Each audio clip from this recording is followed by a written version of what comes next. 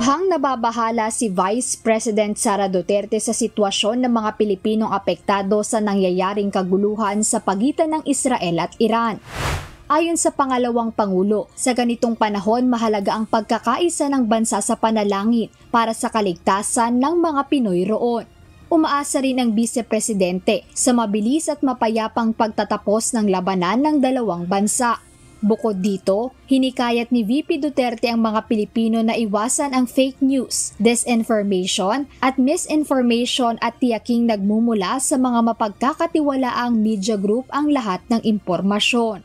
Pakinggan ang payo ng mga otoridad para sa maayos na evacuation at iba pang mga importanteng hakbang para sa inyong kaligtasan.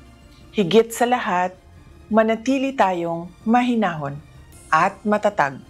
Dala-dala ang ating pananampalataya sa Diyos at pag-asa para sa kapayapaan.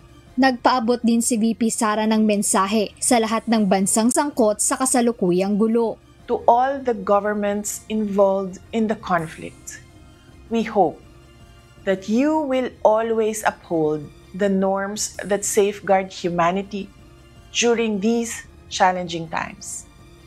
Sabay-sabay nating pangalagaan ang buhay at kinabukasan ng bawat Pilipino. Kaugnay nito, mayroon na ring mga hakbang ang kasalukuyang administrasyon upang matiyak na matulungan ang mga Pilipinong naiipit sa lumalalang tensyon ng dalawang nasabing bansa. Jed Neresina, UNTV News and Rescue. Diyos ang aming sandigan, serbisyo publiko ang aming pinahahalagahan.